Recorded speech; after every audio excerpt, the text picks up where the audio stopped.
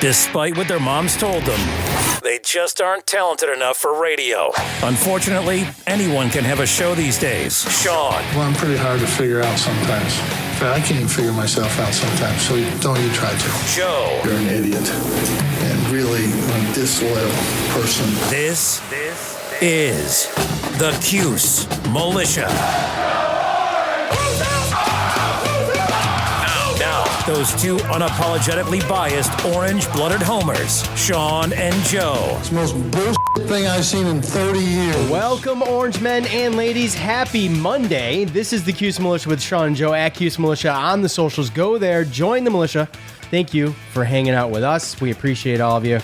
This is your Wake Forest post-game show. A day late. You'll hear from us, and we'll hear from you in fan feedback.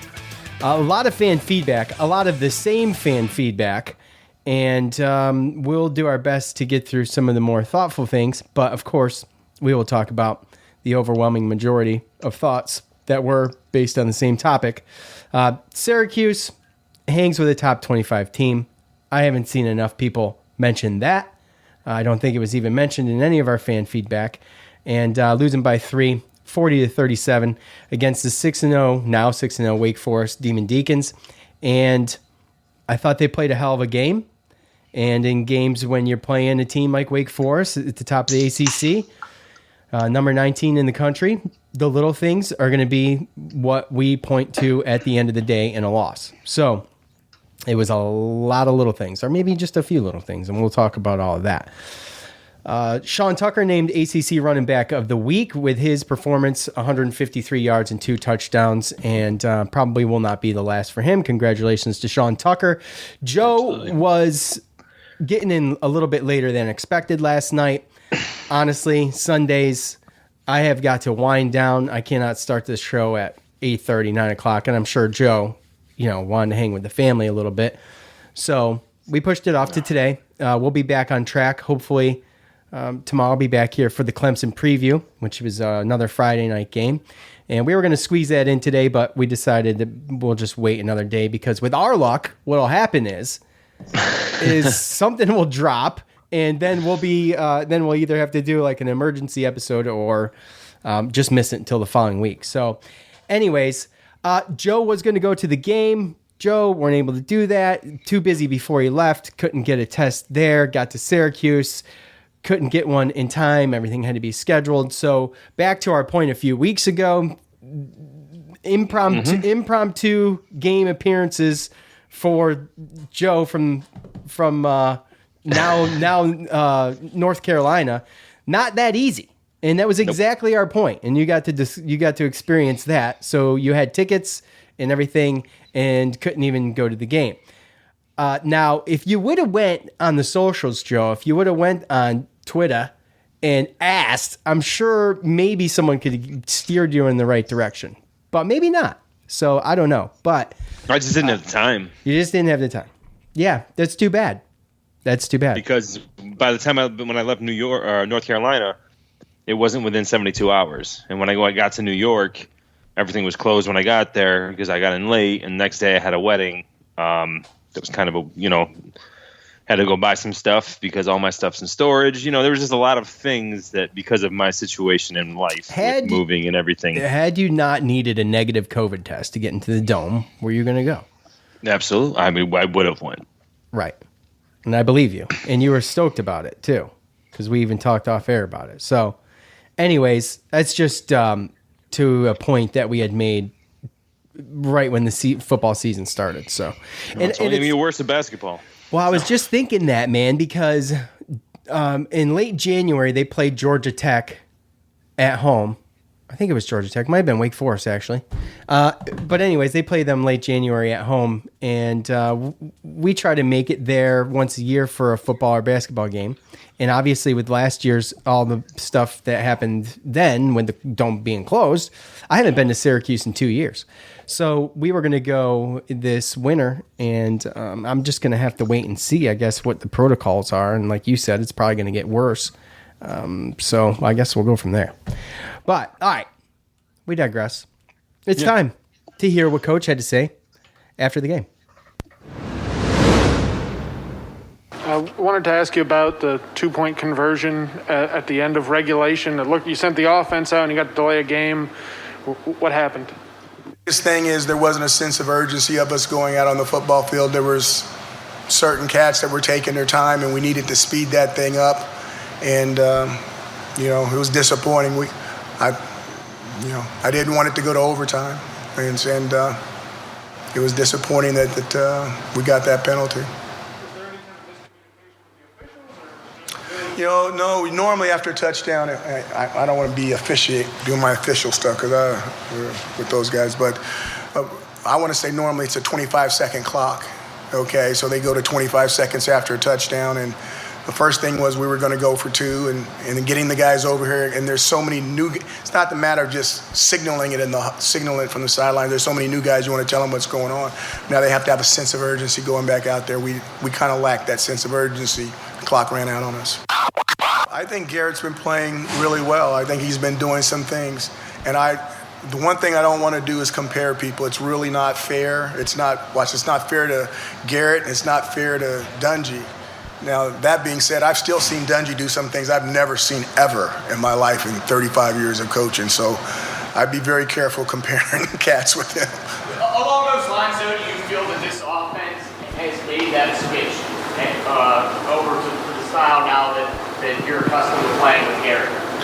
Yeah, I don't know the answer to that. I think we still have the ability to do one or two types of things. I think Garrett's been doing a really, really nice job. Obviously, we're scoring points, and that's the main thing.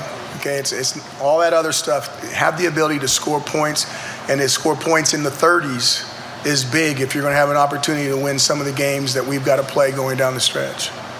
I don't know if it's more of a question about Garrett and Sean as it is about the offensive line. Those are the guys that are taking all the pounding. Those are the guys that are taking the baby collisions all the time, and those are the guys that are going down. You know, if those guys don't want the ball, we won't give them to them. We'll give it to somebody else. But it seems like that thing's not very heavy, and they seem like they enjoy carrying it. So until they tell us not to, we'll keep doing what we're doing. Coach, when electing to give Wake that 3rd and 23 before halftime, and then they convert, and then they get the touchdown after the fact, walking into the locker room, how did that change your halftime speech to the guys, then knowing that it was only a one-score possession game? It's never a speech. It's always a talking to. And, you can do the numbers. I was sitting there. The guy is the most accurate kicker in the history of Wake Forest. His longest kick is 47 yards. I know what his longest kick is. He was in the stadium booting it from 58 and drilling it in pregame warm-ups. If anybody watches pregame warm-ups. And I'm sitting there going, he's like 900%. And I'm like, this guy's not going to miss. Okay, so I had a choice of letting them get 3 or seeing if they can convert a 3rd and 23 versus our defense. I don't know what the analytics are, but you guys can shoot the percentages and write a heck of an article. And then even with the 3rd and 23, we had a guy right there, but we didn't make the play. So I know this game's going to be a close game. It's always a close game. I didn't want to, surrender 3 points right before the half, okay? Because I knew it was going to come back to matter, and it did. You know, I would like to see us hit a couple of more balls. There were some deep balls where we didn't make some plays on. I would like to see that stuff, but scoring 30-something points and I don't know how many yards we got. I think we had our biggest offensive day. I'm not too mad. There's only one thing I'm upset about. All right, the Coach Montage is brought to us by the Spotify Green Room app. Go there to your iOS or Android stores. Download the app. It's free, of course. And sign up today. Username, password, and an email address gets you in to the Green Room Spotify app. You can follow us there at Cuse Militia. You can get in the Green Room. You can talk, you can chat amongst yourself or others. With us if we can, or you can request to speak. You can get on for fan feedback. So we try to go live for fan feedback most episodes, if I remember. But you don't have to just listen to us. You can go ahead and follow other people, other sports, other teams. Range of topics from politics to sports to pop culture to music to movies, all of that. So, and you can start your own thing. That's what's cool about it. You don't have to be anybody big or anything. You don't have to have your own podcast. You can create your own podcast essentially right there and have people listen to you. So, Spotify Green Room app, go to iOS or Android stores, download it today. All right, Joe. So I'm going to couple these two things in with, by the way, Syracuse is a communication school, right? I mean, really? Yeah. I mean, I believe so. Yeah, that's part of one of their. Yeah, it's a big one, right? Yeah, big majors. Yeah, it's kind of big. Mike Tirico among one of those. We could go on. One of many. Yeah, I know. Right. So, can they get the audio in the post game press conferences fixed? I mean, it is insanely stupid how bad it is. I listened to other schools' press conferences. And some are bad, but some of them are way better. So, anyways, I just want everybody to know that wasn't us. That was the recording. All right, so let's couple these two things in together, and we'll go over some of the fan feedback from it. I think it'll be just glorious. So much fun. No, I'm sure. The 2-point conversion, okay. Coach says no sense of urgency. He didn't want to go into overtime. I thought that it was a gutsy call. My wife actually left. We were outside watching this thing, and she went inside. She couldn't handle the pressure. So she was so nervous about it. But it obviously never happened because of the penalty. And Coach said, there was no sense of urgency. Garrett Schrader, in his post-game press conference after the game, he pretty much took responsibility for that. And he took responsibility for a lot of stuff, which is what a good captain / quarterback does. Right. So, but he did take responsibility for that. And, it's a mix, right? It's a mix between the players and the coaches and getting these guys back up to the line and knowing what you're going to be doing. Mm-hmm. Okay. So with that said, Joe. But with that said, I think it was a good call. It would have been, you see this a lot, especially in college. Well, you see it a lot everywhere when look, we are in the driver's seat and we control our destiny rather than handing this ball back over. If we don't have to, if there's always a play for that when you are in that situation. And obviously they had the play, and he was even asked what play it was. Like, he's going to tell whoever asked that. They'll learn one day, I feel like. No, they won't. So anyways, Joe, as far as the 2-point conversion goes, what do you think? So a couple of things. Obviously, when you score like that, you have a situation where, there was a lot of celebration and there's guys fired up, obviously. But then also, too, like, when I normally watch other games, like, and I think this is something that Dino maybe didn't want to talk about but like, I don't know how many times I've seen, like, a delay game. Like, usually when it's, like, they go on the side, they ask you if you want to go for one, if you want to go for two, right? Yeah, it seemed very, very quick, It did seem quick. There's a lot of things that went on there. And even, I was watching the game with your brother, and I even told him, I said, I don't want to go into overtime because I felt like Wake Forest offense kind of had the momentum, and I didn't want them to be out on the field. Didn't want to be in that situation. And then, like you said, to go down and score and get that momentum, it's like, okay, we got one play. Let's 96 yards. Right. It was very impressive, right? Yeah. I didn't see it coming. No way. It happened. And, that's why we had the celebration we had. And that's why I was like, okay, we got the defense on the heels. I even told your brother, I do not want to, if we score, we have to go for two.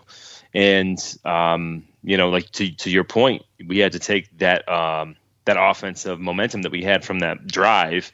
That the defense was tired, and you got to just use that one last play to just get those 3 yards so that you don't have to see overtime.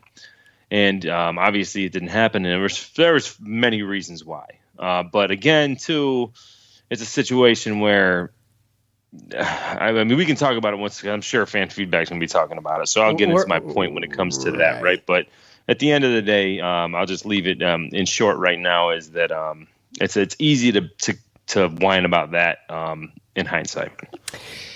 The second one, and these are out of order from the montage, but I want to put them together so we can. These are the glaring issues of the game. These are the most social media criticized issues of the game. Given Wake the second shot at third down, a coach said Wake's kicker was hitting from 58 in pregame warmups. I mean, honestly, I think that's I guess you take a little that into consideration, but who cares? You still got to do it. I would have done the same thing. You would have done the same thing? You would have taken that penalty? The same call. Yep, I mean, absolutely. So here's where I am. I'm not a coach, but I feel like I'd let him kick the field goal. But when he did take the penalty and he was being criticized, I'm like, well, look, I mean, this could turn out to be genius, right? We talk about this every week. He's just not getting these things to fall his way. And it's a ballsy call. It's gutsy. I like it. I wasn't expecting it, and I like it. And I'm like, well, hell, anything can happen here, right? So they got 23 yards. So they're either going to try for 3 or they're going to try for 3. That's what I'm thinking. Yeah. Unfortunately, they got the first down. But No, and they went down and scored a touchdown too. Right. Well, right. And I'll get to that. But to say that, he's hitting them from 58 pregame warmups, that doesn't mean a whole lot to me. You still got to do it in an in-game atmosphere with a defense and all of the other things that surround a kicker in that moment, rather than just pregame warmups. That's not an excuse I liked. After that touchdown, we ended up scoring a touchdown. Okay. Fair enough, Joe? The pregame warmup thing, I think it's dumb. That's all you got to go off of. But, I mean, there's obviously a pressure factor as well. So, there's a couple different things to look into. But at the end of the day, if he's hitting it from there, then I can understand. I mean, he's obviously showing him that he can do it. Totally different situation, though. But that touchdown was a defining moment for this game in the momentum swing. Because Syracuse they were up 21-10 at one point in the first half. This touchdown happens right before the half. You just feel the dome, the air go out of the damn thing. Quieted the crowd pretty good. It's such a buzzkill to have that happen. Obviously in hindsight, and all these things are looked at in hindsight, which is why we do this, right? So we can act like we're so much smarter than A coach or B coach. To do with that. No, I'm just saying it's perspective, but we don't get to comment until the game's over, right? So in hindsight, it seemed like a terrible idea. You either make them kick a field goal, you get to 3 points. I mean, that's not that big of a swing. You got to figure like 3 points. Okay, well, so what more could you add to that, Joe? Well, to his point, Dino's point in the presser, Stephen Thompson was right there. Stephon Thompson was right there, and he just didn't see the guy coming from the left, and there was somebody that was right there to make the play. And again, like I said, and to your point, we make that play, we win the game. So, and we don't lose the momentum because coaches can only call the plays. They can't go out there and make the plays for the players. The guy was there.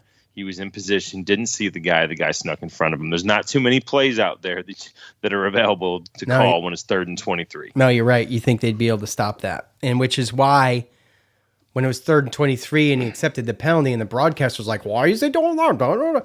Of course they get all riled up after they get the first down. But I didn't think it was a bad idea. I didn't. I was on the fence. I was like, whatever. I didn't think it was. It was the last thing we needed was a touchdown. That is true. But at the end of the day, it's a first half call in which I don't think it's not going to be the outcome of the game. It's not going to be the outcome of the game one way or another. Obviously, you look at it. Oh yeah, the 7 points. Okay, of course. But it didn't stop us from putting ourselves in position to win the game. A little early fan feedback, shall we? Dan on Facebook, Baber's got to go. Mike, Facebook, Dino needs to go. Jamie, Facebook, the whole coaching staff, fire them all. I feel bad for the players. Disgusting. At Dan Garcetta, Dino must go, but first wild hack. At Yankee Pappy, played with missed opportunities, missed field goals, decision to go for 2 and missing. At, let's just say Mr. W, F Dino. At D Dekime 77. Give the ball to Tucker. Okay, fair enough. Clockman at Tyndall / Dave. Clock management also, they came a long way. They need to do better in the passing game. But you've got Dino makes terrible decisions. Quickly, I just want to give you, this is why we don't have a ton of fan feedback. Nah, I mean, I get it. It's all on Dino. Do moral victory at T. Staffieri. Do moral victories go on Dino's record? Dino has to go. Should have gone for the extra point.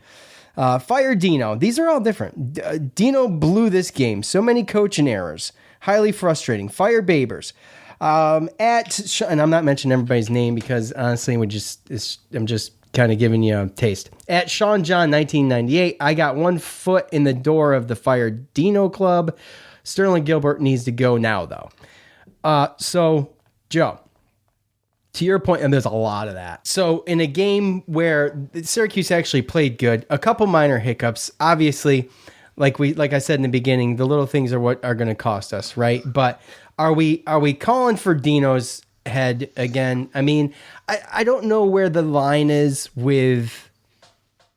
I don't know. You keep moving the goalposts. That's what it is. Well, I guess I keep moving the goalposts, right? I mean, I think, I'm not saying no. I wasn't saying specifically you, but some of these fans, it seems like. Well, no, they're moving them in, and I feel like sometimes I'm pushing them out. And I'm not a Dino Babers apologist or anything, but some of his decisions are questionable. But some of his decisions, like you said, he can call the calls and make the calls and throw the plays out there. But at the end of the day, someone's got to execute these things. Yeah. Yeah, and that's really what my point was. Last year and the year before, they couldn't recruit, right? They couldn't recruit at an ACC level. They couldn't do any of this stuff. So, of course, it was their fault. Now that we're competing, now it's, they can't play call. They can't do this. They can't do that, right? So, did you listen to the open of his press conference today? It's supposed to be a press conference for Clemson. I haven't listened to it yet. Okay, all right. Well, there's not a whole lot there except for in the beginning, and it's the typical stuff. Reliving Wake Forest and like one question, two questions about Clemson. Okay. Yeah. So he starts off by saying, before we ask any questions, about the decision making, I fully trust my players. I have full confidence in them. And here's where we're at. To his point, we are at a place where, like you just said, we are competing with the top 25 team in the country. And we are putting up points like we haven't done since Dungy has been here. Mm-hmm. And we have got a shot. You have got to have some nuts in some skin in the game when you do these things. If you want to come out with a big win, you got to take big chances. Unfortunately, we haven't got there. That does not mean it's bad coaching. It means that we have work to do. And as far as we have come to just this year to this point, I think is enough for me to have enough confidence in the coaching staff and these players to believe that at some point they are going to figure this out. And these calls will not be as controversial or as highly criticized because they'll start converting some of these things. Yeah. No, you're absolutely right. From the day that Garrett Schrader started at Liberty till today, we played against good teams. People said, Wake Forest or Florida State, we shouldn't have lost to them. Well, they just went out and beat North Carolina. People probably have their own opinions on how good North Carolina is, but I do. That's besides the point. The point is, you had the fan there that said, you got to get rid of Sterling Gilbert. Like, what? To what you said. I mean, we figured it out. We had 514 yards of offense. By the way, 514 yards of offense to Wake Forest is 426. Yeah, right. And we held the ball. We had time of possession, 33, almost 34 minutes to the 26 minutes that they had. So we did on offense everything that we should have done. On top of that, we had Aaron Service and Chris Bleich, who were hurt, had to go to Kalen Ellis and had to go to Josh Aloha, two, I believe, true freshmen. Yeah. Who were. Josh definitely is a true freshman. And they went out there and they did very, very well for that type of situation to get thrown in there. On top of the fact that you have, balls that Garrett Schrader has thrown and hitting our receivers in the head, in the helmets. And if it hits you in the helmet, Joe, what's the rule? We've talked a lot about. I mean, look, if it hits you in your hands, you're definitely supposed to catch it. But if it hits you in your helmet, I don't really know. I don't know. But at the end of the day, like I said, we got some stuff to do in the receiver room. Oh, yeah. But I don't think offensively, I don't think that you could ask for a better showing other than, like I said, some receiver issues and miscommunication between, the quarterback and him, which again, this is also still his third full start with these guys. Right. Right. And losing Taj, him saying that he was leaving, and then the really bad fumble for Cooper. I mean, to me, that fumble for Cooper Lutz, I'm terrible. Sorry, but I thought that was ball game and all of everything. That was ball. I thought it was too. Yeah, and it ended up not being 3 and out. At the end of the day, defense stepped up big time. Talk about stepping up. They stepped up there. It was a 3 and out after that whole thing. Well, yeah, but when it comes down to the defense, like I said, no one's even talking about the defense. I think that if anything, I mean, we did what we had to do because of Wake Forest's weird offensive attack, right? How they just hold it there and they just don't know if it's going to be a run or a pass forever, right? So we had to bring some people.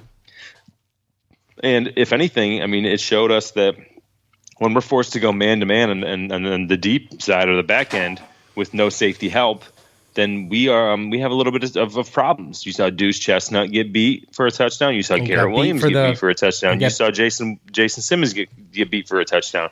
I mean, really, when you look at it, we had to do that. And I believe there was I think they had 3 receptions that were over 40 yards. One with Jakari Roberson, even though he didn't score, but he ended up with 9 catches for 135 yards. And A.T. Perry, he had 2 touchdowns. One for 69. Yeah, and he had 2. One for 69, one for 46, and then he had the one at the end to walk it off. Yeah. So, I mean, if you ask me, really what it did was we played a good team and into what we talked about last week. And I said I want a team that's gonna compete and going to have a chance to win every week, and we did. Against this team, like you said, undefeated, top 25 team. And if anything, really what it showed me was that, we need a little bit of work with some of the younger guys in the back end as far as secondary because, I mean, again, they have good receivers, big receivers. They got a good quarterback, but they kind of, showed a little bit of a weakness there. And then obviously our receivers need to step up. But with all that said, I mean, we played a great game. And those are the weaknesses. And I really can't bring it down to coaching because, like I said, you can lead a horse to water, right? Mm-hmm. So now that we know our weaknesses, hopefully we take that and we get better. And another thing to really throw in there, too, is that you have to understand this team has got we talked about 11, 12 super seniors. This team is deep. This team is old. And, I mean, we have true freshmen. We had 18, 19, 20-year-olds out there going against their 22, 23, 24-year-olds. And a guy who's still probably still learning this offense at the end of the day. I mean, Garrett Schrader doesn't have the thing mastered yet. Right. And did a phenomenal job. Let's go here. Garrett's play, doesn't want to compare him to Dungy. Well, too bad. Because that whole shtick against Wake Forest was very Dungy-esque. And we've said it before, but that was some amazing stuff. Dude's playing in some pain. I mean, obviously he played through some pain. There was a couple hits where he felt it. Just putting himself out there. 29 carries for 178 yards. I just don't remember Dungy doing that though. Dungy's done some ridiculous stuff. I don't remember him carrying the ball that much. No. Okay. No. Yeah. But he could maybe. Well, look, Dungy came he's into as tough as Dungy. Yes, he is. Because I saw Dungy get knocked out a couple times. And I don't remember Dungy's height and weight, but 6'4", 230 for Garrett Schrader. That's a big boy, and he's going to be able to dish out the pain as much as he can take it in certain situations. And Dungy was pretty big his senior year when he was big. He was big. But you know what else Dungy had to work on too? Another similarity between Schrader and Dungy was that Dungy's throwing skills were not honed in until his senior year. And I don't even know if they were totally honed in then, but obviously he progressively got better. And we criticized his arm. We criticized his... he had better receivers too. Yeah, absolutely. And we criticized his arm. We criticized his long ball. And we criticized, some of the just in the dirt passes. Dungy did that stuff, guys. It's not that far removed from going back and thinking about those mistakes that Dungy used to make all the time. The difference in yards per play was that was the difference, I think, in the passing game. Obviously, we just couldn't complete the long ones. 10.3 yards per play for Hartman, 5.9 for Schrader. Longs of 69 and 42, like you were talking about, Joe, for Hartman, 29 and 28 for Schrader. And at the end of the day, I think Schrader was 55.5% completion rate to Hartman's 59.5. And their QBR is pretty close too. And so I guess my point is that they obviously got a well-oiled machine, and they exposed a little bit of our DBs, and they just obviously executed better. We talked about execution coming into this game, and you're going to have to be almost perfect. Oh yeah, man. There was a couple times right there where we were there, but we weren't. We were trying to catch up. Like I looked at it like Deuce Chestnut. I mean, A.T. Perry. He was beat. Are you talking about the last play of the game? Yeah. I mean, he was beat, but you're talking about a 6'5", 200-pound, receiver in which, he was beat, and Deuce is a true freshman. I mean, obviously, I know that A.T. Perry's a sophomore. I don't know if he's redshirt or not, but either way, that's just, again, another learning experience for him. We saw Deuce Chestnut get beat with an out and up the other week. And, you hope that he learns from that and sees the tape. And again, here, this is just another situation where at some point where you're in, like the receiver, he didn't have that much room left in, like, I don't know if Deuce just decided he was just going to go after the arms or what it was. But at some point, that receiver's running out of real estate, which means the ball's coming. And, they want to talk about it was a great catch. And that was fine. It was a great catch. Wasn't the greatest throw. If Deuce Chestnut turned around and found that ball, that's an easy interception, or at least an easy knockdown. So, again, they got these perfect matchups in certain situations in which, the coin flip went their way. And I think that's a lot of what happens with Babers and some of his decisions as well. You talk about the 2-point conversion. That's all in hindsight. Yeah, all the criticisms he did this, he did that, right? So, okay, so if he does that, right, and we go for 2 and he doesn't get it, we lose the game. We don't even go into overtime. Right. Then what are the fans saying? Well, Sean? they're going to say, well, why'd we go for 2? Why didn't we just kick the extra point and go into overtime? PAT, going to overtime, right? Yeah. Right. So, it's a no-win situation. I'm sorry. It's a 33% win situation. You got to basically make the 2-point conversion to make everybody happy. I think it's a ballsy call just to begin with. Or you go into overtime and you win. You go into overtime, you win. They're not even talking. They might be talking, well, it's a little sloppy, but they wouldn't be talking about Fire Dino and F Dino and all this other stuff. Like, at the end of the day, he can't wrangle up a whole 11 people that are down in the damn By the way, how close zone. was Chestnut to, he never turned around.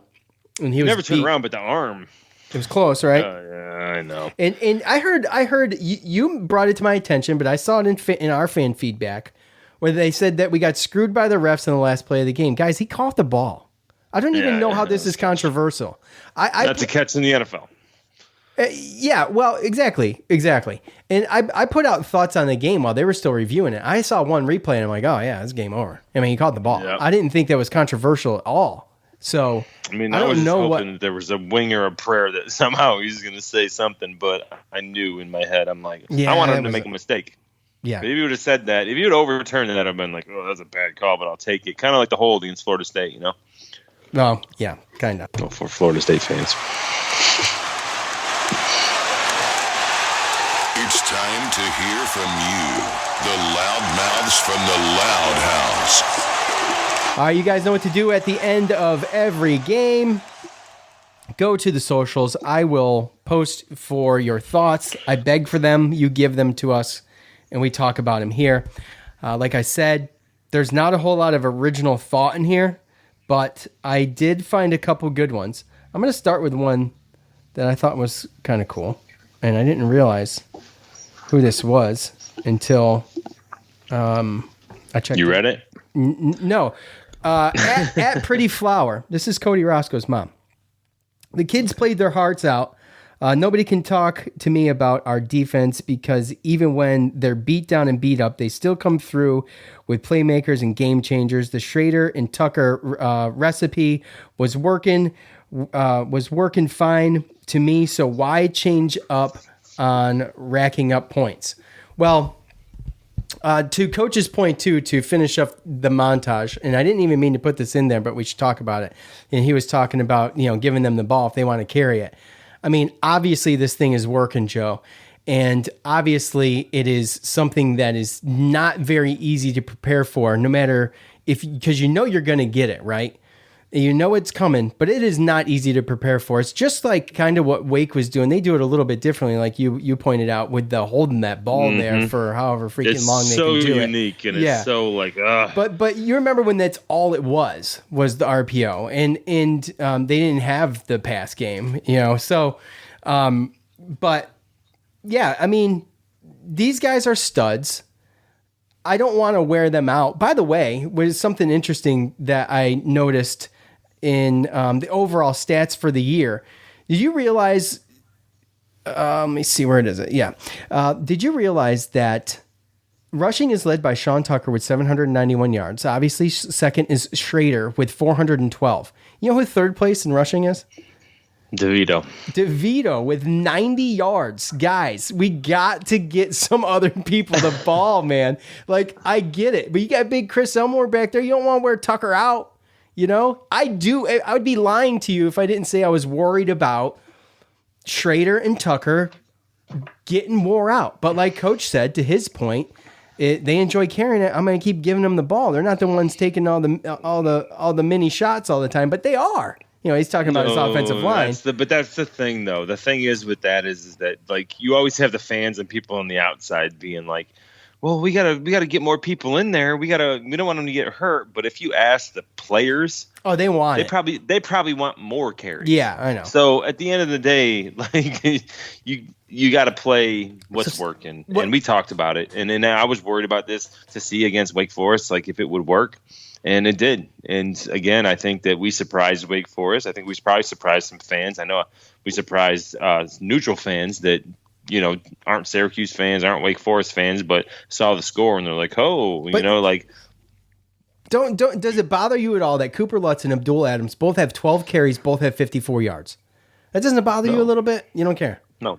Absolutely. Okay. I mean, it doesn't. I wouldn't say it bothers me, but I mean, it's. If you're not getting the same results, then why would you do it? I understand, but they've only touched the ball 4 times. Each of them have carried the ball 12 times for 4.5 yards a carry. No, I mean, not to. I like Cooper Lutz, but look what happened when we gave him the ball last. Obviously, that's a problem. I'm not trying to be but I'm just saying. Obviously, a problem. Sometimes you got to look at it from the outside. That was a catch, if I'm not mistaken, wasn't it? There's reasons why these players are getting this many carries sometimes, right? And you just kind of got to be able to look at. That was a catch, that was a pass, I believe. So not that it matters that much. No, I don't know if it was a pass. I think it was a reverse or something like that, or some type of jet sweep or something like that. Okay, you might be right. But yeah, to Cody Roscoe's mom's point, they played very, very, very hard. Again, that's a tough team, especially the way they play. You got to be, especially on defense. So I was worried about them getting wore out too. I mean, I think they were a little bit because again, that front is stout, and the way they play that, you have to be just very disciplined. You can't. What they're waiting for you to do is just over pursue, right? They're waiting for you to leave your assignment, leave your lane assignment, to leave this hole wide open as you wait for 2 or 3 seconds before you hand it off or decide that you want to pull it and throw. And so you have to be very, very disciplined. And that's, like I said, where you see as far as the secondary goes, when we didn't have a safety up top and it was just man-to-man, there were certain times where, they just got beat and they got caught up just trying to catch up. And, those receivers had so much time to – they have so much time to get open, they improvise even.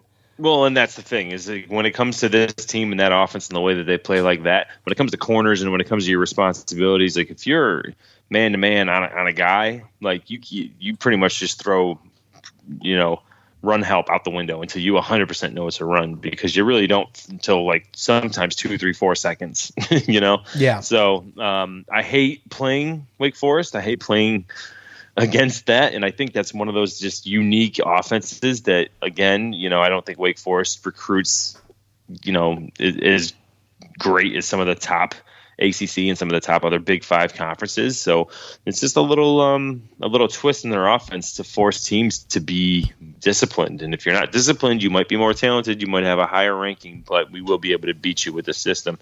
And last couple of years they've started to master it.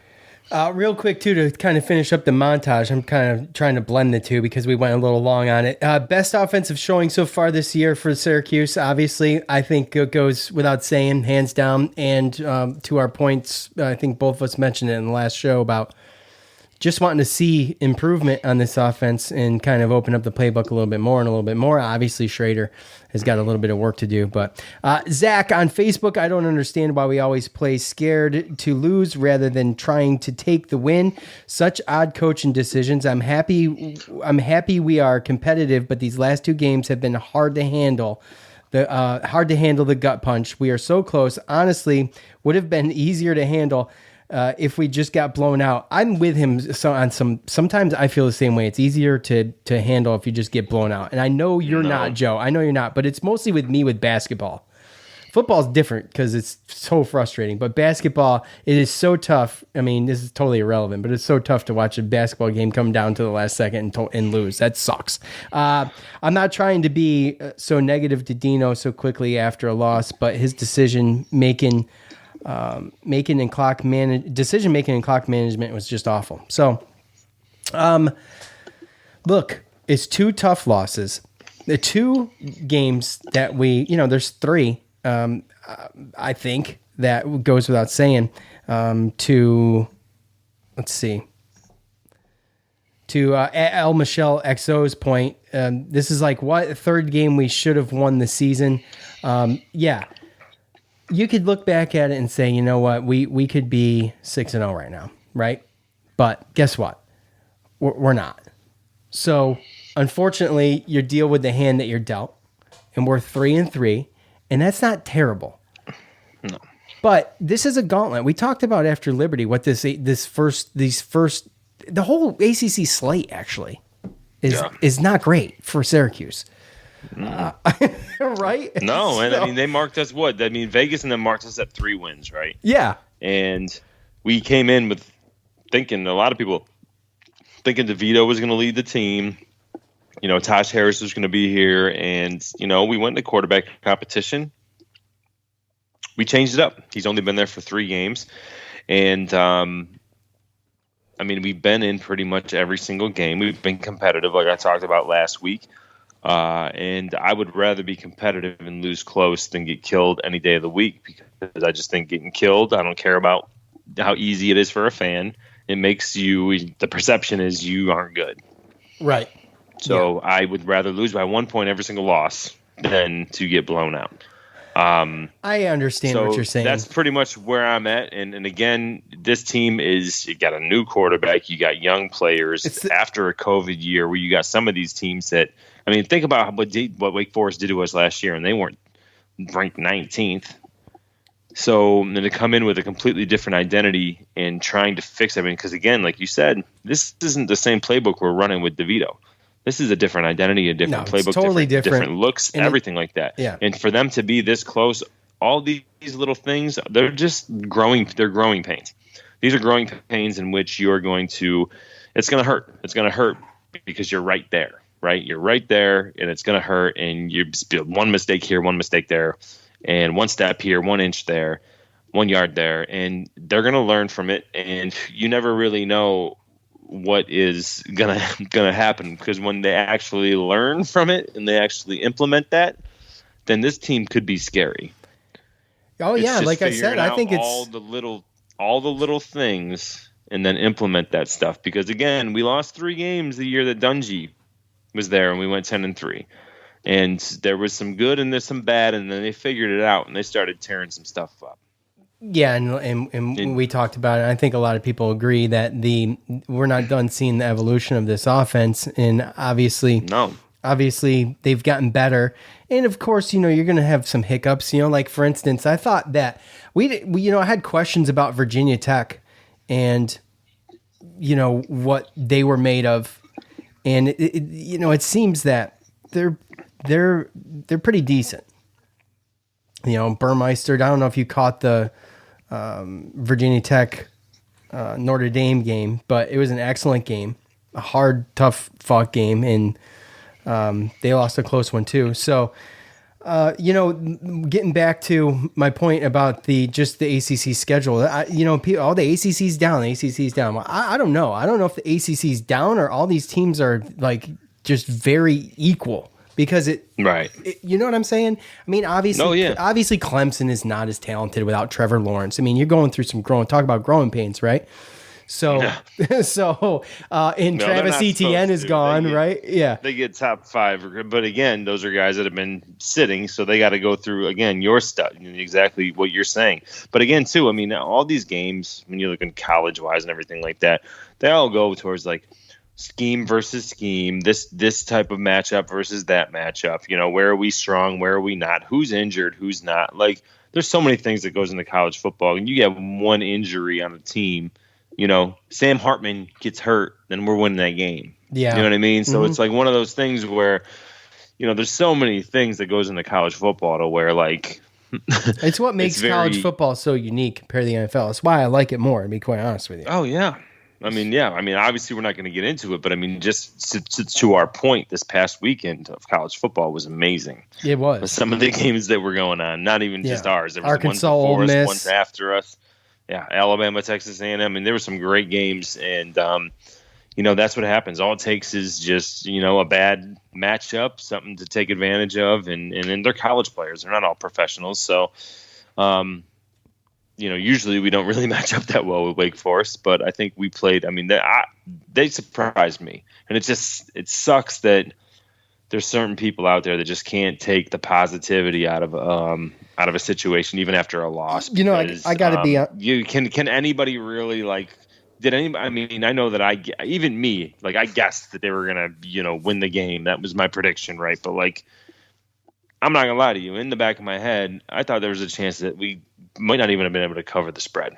So, yeah, well, just right there with you. There wasn't a lot of people that thought that we were going to be that closer and to put it into overtime. There's a lot of surprise people, especially down here in North Carolina, who I've talked to. So at K Nabiwaniak, 1, can't take the penalty in the first half. Make this kid kick a 50-yard field goal. 2, Andre Schmidt has been the most overrated kicker in the country for 3 consecutive years.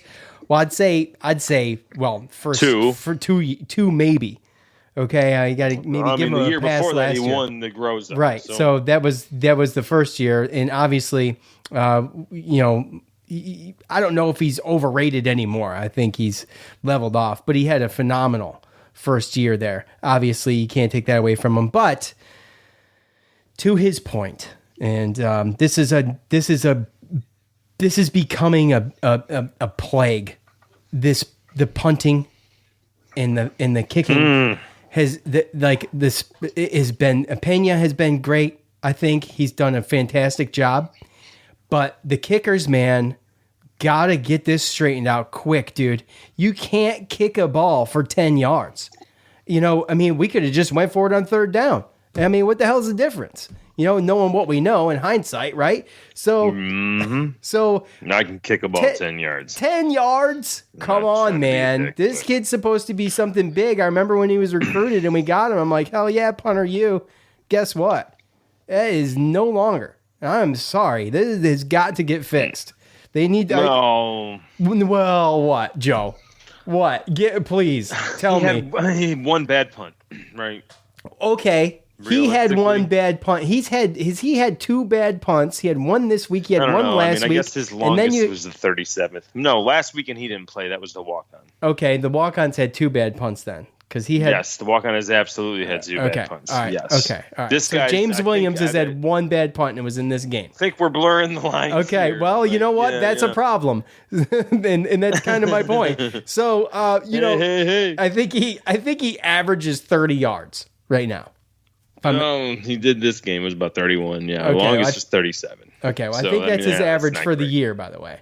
So, and I'll try to check this. But that's a problem, dude. To your point, it's not what we're used to. Right. So our special teams, and again, we've seen this. Everyone wants to blame the head coaching. We saw Dungy, we go 10-3, however many years ago. Sean Lynch gets a head coaching job off of that, right? Right, yeah. And then you've seen punter you and all our special teams and everything. Like, we've had punters go to the NFL. It was Andre Schmidt won the Groza. So, of course, our Justin Lustig, our special teams coach, gets another job somewhere where you can make a little bit more money, right? So, I mean, it's one of those things where when you lose even position coaches or coordinators, it could mean that much. Here's another thing. We saw that. Yeah. Here's another thing that we talk about a lot with basketball when everybody's calling for Boeheim's head, which is just one of the most absurd things. But I'm over that. You got to remember what SU is paying. Guys, I mean, there is so much more money to be made in the college football head coaching arena that you've got to take all of that into consideration as far as, when the fired Dino stuff comes. So, Right.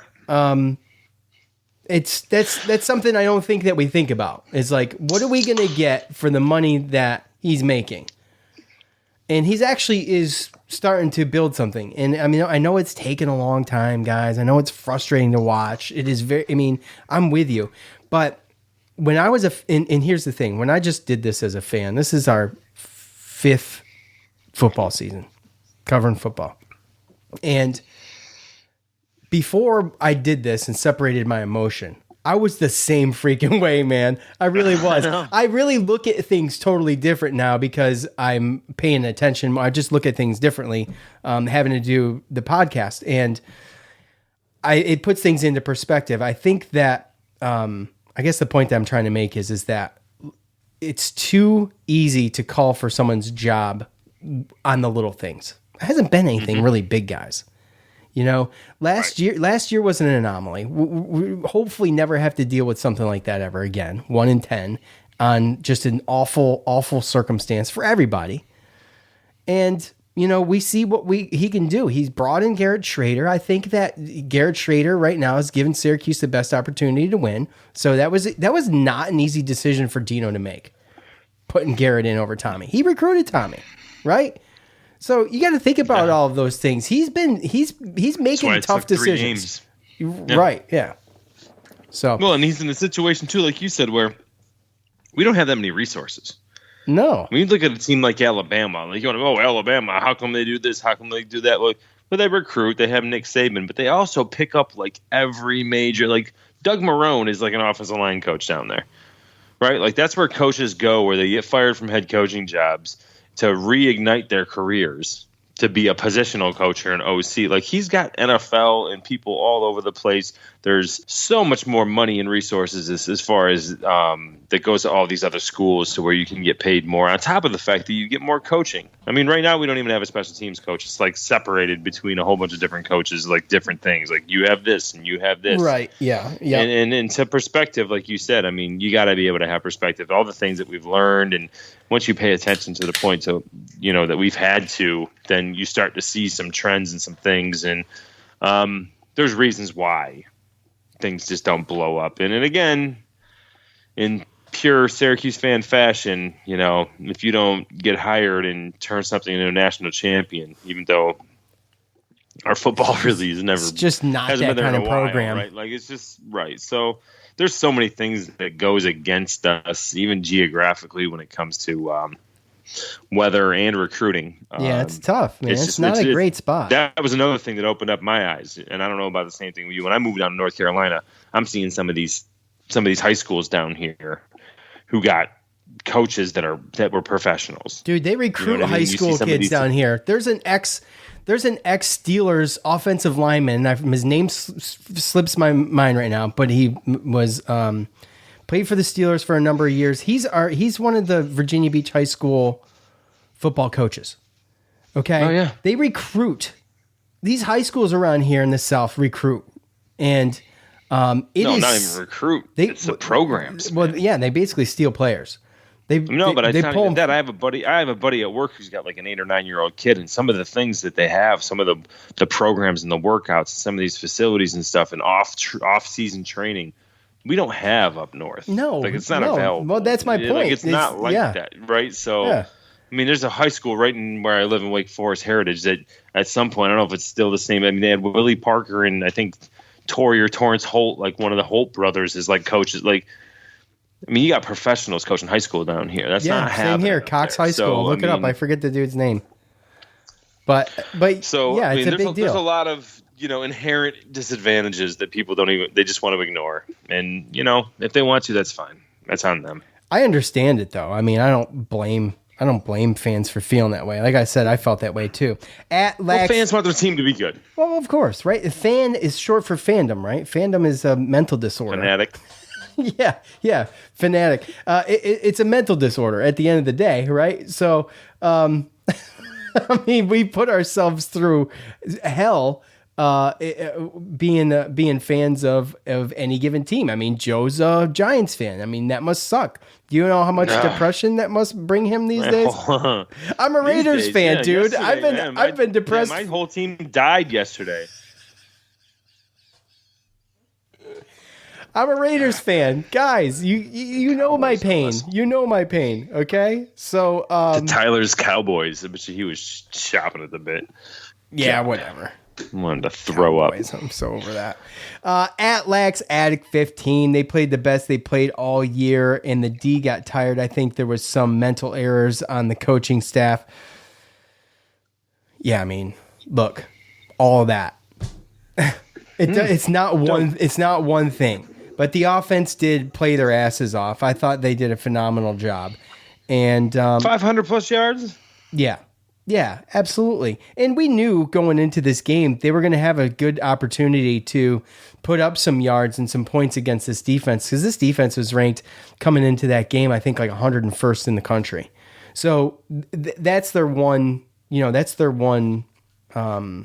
weak spot is their defense, and you got to put up points. Well, yeah, I mean, that's where you saw Louisville. They scored, I think, 34 points on them, but that's the only team that scored on them. So I think we scored the most points on them all year, and that's something to say. And again, when it comes to certain things, when you want to blame the coach, like, yeah, they're going to blame the coach, they're going to blame Dino and all that stuff for that 2-point conversion, that whole situation. But I am willing to bet there's going to be a little bit of act like you've been there before situation during practice this week. And I'll bash Babers if this thing happens again and we need to go for 2 and the same thing happens, but I'd be willing to bet that situation is probably not going to happen again this year. Well, yeah, I mean, I think, look, okay, so the penalties. You remember when we had those, 20-something penalties between Albany? Oh, yeah. What was it? Albany and Rutgers. Rutgers and Albany. It was 23, 24, something like that. Look, they've been really, really good since then. Cleaned it up. They cleaned it up. Now They just got to clean up some of these mental errors. And like I said, Garrett Schrader took responsibility for a few of them, mostly the 2-point conversion stuff. And you get caught up in the moment. And like Joe said, I feel like that clock ticked a little faster than it normally does, but I mean, that could just be me. Didn't seem like a very long time. I've never seen a team ever have a problem lining up and going for a 2-point conversion. You know where my confusion was? Is that I thought they were going to go for 1 and then they changed their minds. I thought that's what happened. I thought that's why the clock ran out. I didn't even realize it was like celebration and not getting to the line. I had no idea. So, I mean, that's just how I remember it. But, yeah, so they got to clean this stuff up. It's a game of inches, literally. I mean, you've got to clean up that stuff if you're going to win these games in the ACC. And like we said, it's a freaking gauntlet, man. I mean, Clemson, Virginia Tech, Boston College, Louisville, NC State, Pittsburgh to finish out the year. I mean, can they get 3 wins out of that? I don't know. I don't know if they can. But if they keep doing what they're doing and improving on the things that they have held them back, I think that we could be surprised. Let's put it that way. Yeah.